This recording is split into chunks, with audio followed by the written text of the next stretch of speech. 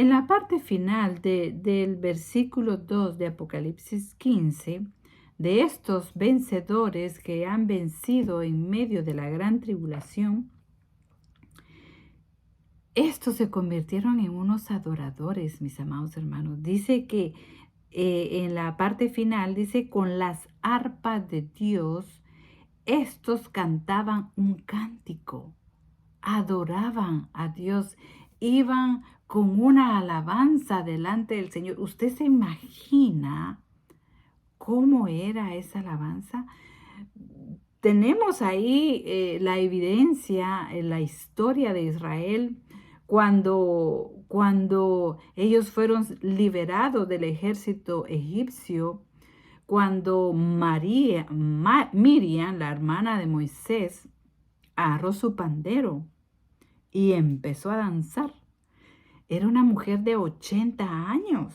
Yo, comparada con ella, soy jovencita. Ella tenía 80 años y esa mujer agarra su pandero y empieza a danzar y todo el pueblo la sigue adorando y glorificando a Dios porque grandes y maravillosas son sus obras. Echó a la mar el caballo y al jinete. Eso era algo, yo no sé, pero yo creo que la tierra temblaba porque era una alabanza vivida que salía de lo más profundo de su ser, una experiencia gloriosa de ver el poder de Dios, la manifestación de Dios maneras inimaginables.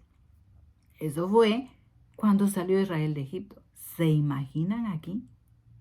¿Se imaginan estos hombres ver el poder de Dios? Sobre todo los 144,000 que no los podían tocar la bestia. No podía hacerles, pero ni un pellizco, ni un rasguño, nada, porque era una protección total, porque el demonio no puede acercarse a los que son de Dios. No puede. No puede, a menos que Dios se lo autorice. De lo contrario, Él no puede acercarse a los hijos de Dios.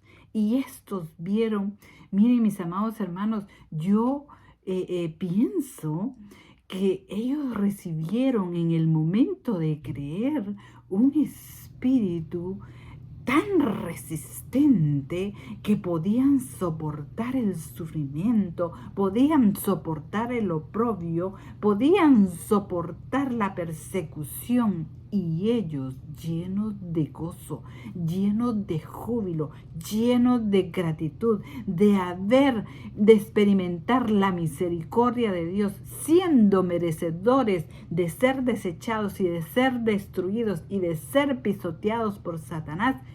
Dios los ha librado. Y aquí están.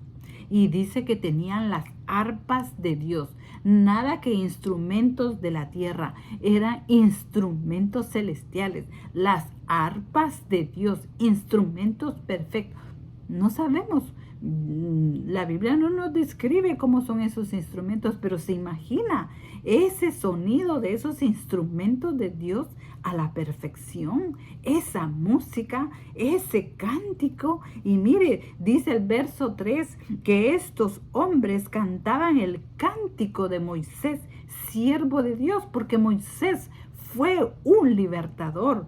Ese hombre libertó de la esclavitud al pueblo de Israel, dejando como precedente lo que iba a suceder en el futuro. Esto que está sucediendo. De la misma manera que el Señor liberó al pueblo de Israel de la esclavitud de Egipto, de la misma manera el Señor va a liberar a Israel de la esclavitud de la muerte y del pecado de Satanás.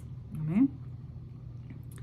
Y dice que cantaban el cántico de Moisés, siervo del Señor, y el cántico del Cordero. Oiga esto, el cántico del Cordero. Yo decía, pero ¿cuál será el cántico? Y se recuerdan cuando Jesús fue anunciado su nacimiento. Había un coro angelical que lo oyeron los pastores, que decía: Hosana a las alturas, bendito el que viene en el nombre del Señor. Se imagina, mi amado hermano, esas alabanzas, esas adoraciones celestiales en aquellos que ya están perfeccionados, porque están en el cielo cantando el cántico de Moisés y el cántico del Cordero de Dios, de nuestro Señor Jesucristo, del Redentor. Eso haber sido algo glorioso. Juan lo vio, Juan lo escuchó. Usted se puede imaginar cómo sería esa alabanza de gloriosa, de majestuosa, que yo creo que los ángeles adoradores del Señor guardaron silencio y el Señor se deleitó escuchando esa adoración, esa alabanza que solamente ellos podían expresar.